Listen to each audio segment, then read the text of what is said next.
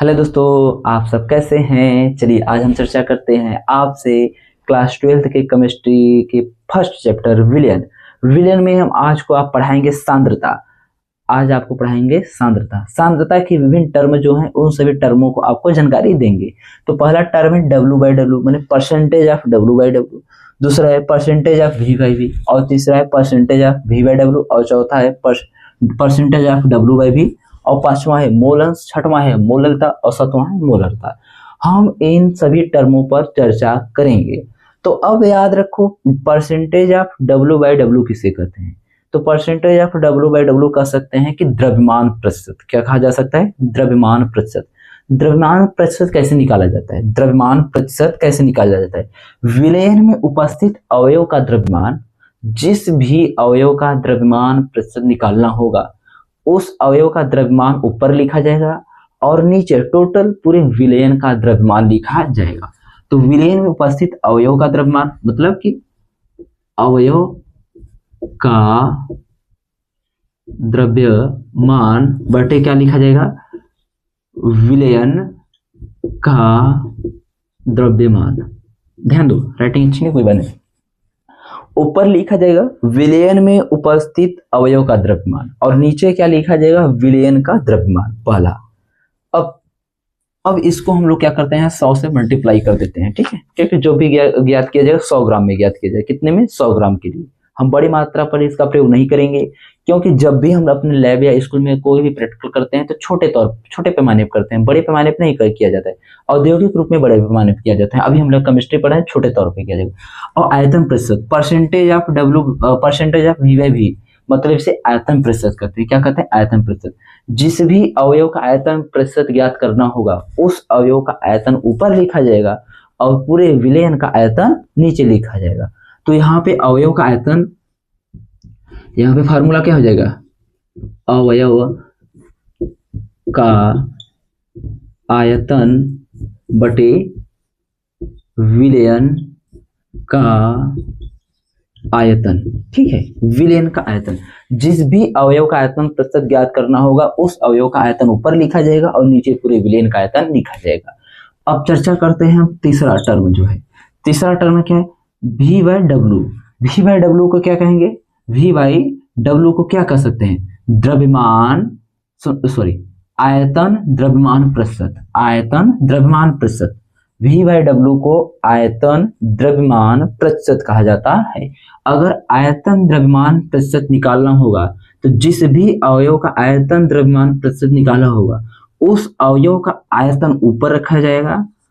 अवयव का आयतन ऊपर रखा जाएगा और नीचे पूरे विलयन का द्रव्यमान रखा जाएगा। पूरे विलयन का द्रव्यमान लिखा जाएगा। तो इस प्रकार के फार्मूला को आयतन द्रव्यमान प्रतिशत कहा जाता है। जस्ट इसका अपोजिट क्या हो जाता है?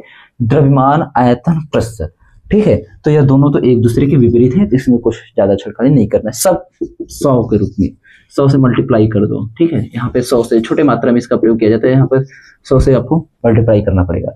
अब मोल अंश किसे कहते हैं? एक चीज याद रखो, मोल अंश का टोटल योग कितना होता है? 1 होता है। 1 से अधिक कभी भी नहीं होता है। अब मोल अंश किसे कहते हैं? जिस अवयव का मोल अंश निकालना होता है उस अवयव के मोलों की संख्या को ऊपर लिखना पड़ता है और नीचे सभी अवयव के मोलों की संख्या लिखनी पड़ती है। हम लोग याद रखो, मोलों की संख्या को यक्ष से प्रदर्शित करते हैं। किससे? मोलों की संख्या को एन से प्रदर्शित करते हैं। किससे? एन से। और मोल अंश को यक्ष से प्रदर्शित किया जाएगा। मोल अंश को यक्ष से प्रदर्शित किया जाएगा और मोलों की संख्या एन से। हम मान लीजिए हमारे पास कोई दो अवयव हैं, ए और बी। कोई 2 अवयव ए और बी हैं। अब हम पूछ रहे हैं अवयव ए के मोलों की संख्या, ठीक है, या अवयव ए के मोल अंश पूछ लिया जाए। अवयव ए के मोल अंश, तो अगर अवयव ए का मोल अंश पूछ लिया जाए तो मोलों की संख्या 1 ऊपर लिखेंगे और नीचे पूरे विलयन में मोलों की संख्या, मतलब Na प्लस NB।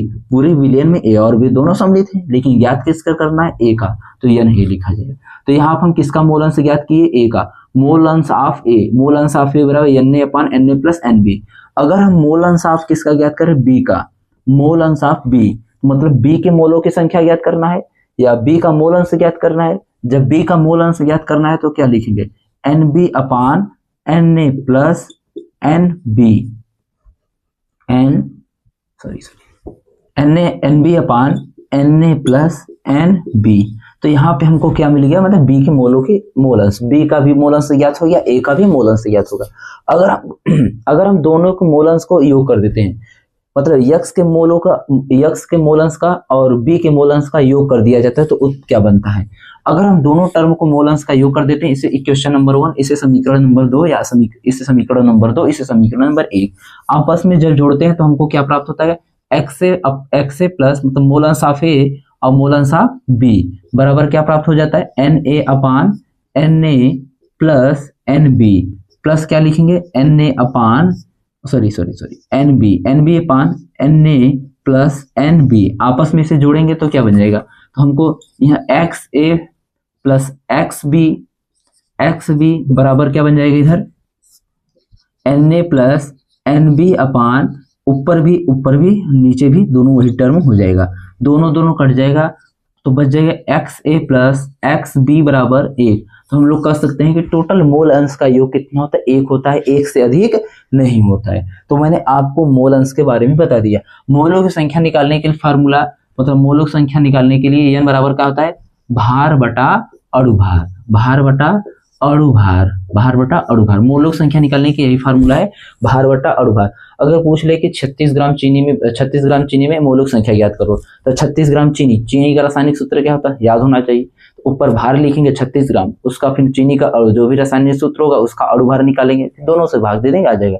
चीनी का रासायनिक सूत्र लिख लो, तुम लोग इस क्वेश्चन को हल करके आना। मोलों की संख्या निकालना C12H22O11, ठीक। यहाँ पे मोलों की संख्या निकालना है, मतलब इसमें मोलों की संख्या किसकी निकालना है, इसमें तुम लोग निकालो मोलों की संख्या कार्बन की मोलों की संख्या निकालो। अब चलते हैं हम लोग अगला टर्म, मोलरता। क्या चलते हैं, मोलरता, ठीक है। हम लोग चलते हैं अगला टर्म, इसे मिटा देते हैं। मोलरता किसे करते हैं, मोलरता ज्ञात करने के लिए जानते हो क्या करना पड़ेगा, कुछ नहीं भैया, छोटा सा फार्मूला है। क्या है, बहुत छोटा सा फार्मूला है। मोलरता बहुत बड़ी बात नहीं, मोलरता भी हो जाएगा, फार्मलता भी हो जाएगा, नॉर्मलता भी। मोलरता ज्ञात करने के लिए ऊपर क्या लिखेंगे, विलय के मोल बट्टे नीचे विलयन का आयतन किसमें, किग्रा में। विलयन का आयतन किग्रा लेना होगा। मोलरता बराबर फार्मूला क्या होगा, विलय के मोल बट्टे विलयन का आयतन किग्रा में। अगर यहाँ पे विलयन का आयतन अगर किग्राम नहीं दिया है, ग्राम में दिया रहेगा, तो किग्राम बनाने के लिए ऊपर अगर यहाँ पे हम लोग ग्राम लिख देते हैं mg, तो यहाँ ऊपर क्या होगा 1000, मतलब गुणा कर दिया जाएगा, 1000 से गुणा कर दिया जाएगा। तो मोलरता का फार्मूला क्या, विलय के मोल बट्टे विलयन का आयतन। ये तो यह मोलरता। अब बात करते हैं मोललता, किसकी, मोललता क्या होगा, विलय के मोल बटे विलायक का द्रव्यमान। क्या लिखा जाएगा, विलय के मोल बटे विलय नहीं विलायक, मात्र विलायक का द्रव्यमान, अब द्रव्यमान भी किस में लेना है, केजी में। अगर क्वेश्चन में केजी में ना देखे, अगर एमजी में दिया हो तो ऊपर से क्या करेंगे 1000, मतलब 1000 से गुणा कर दिया जाएगा। तो याद रखना, दोनों फार्मूला बहुत अच्छा है। मोलरता ज्ञात करने के लिए विलय के मोल बटे विलयन का आयतन किग्राम लिया जाता है, और मोलरता ज्ञात करने के लिए विलय के मोल बटे विलायक का द्रव्यमान, यहाँ पे आयतन यहाँ पे द्रव्यमान। अब मोलरता में हमेशा विलायक लिया जाता है, अब मोलरता में हमेशा विलयन। यह दोनों टर्म याद रखना, बहुत छोटी छोटी बात है, इसमें गलती मत करना। नहीं, बहुत बच्चे गलती कर जाते हैं, वाइवा में पूछा जाता है ये फार्मूला, तो आप गलती कर देंगे, नहीं करना है, आपको सतर्क रहना है, ठीक है।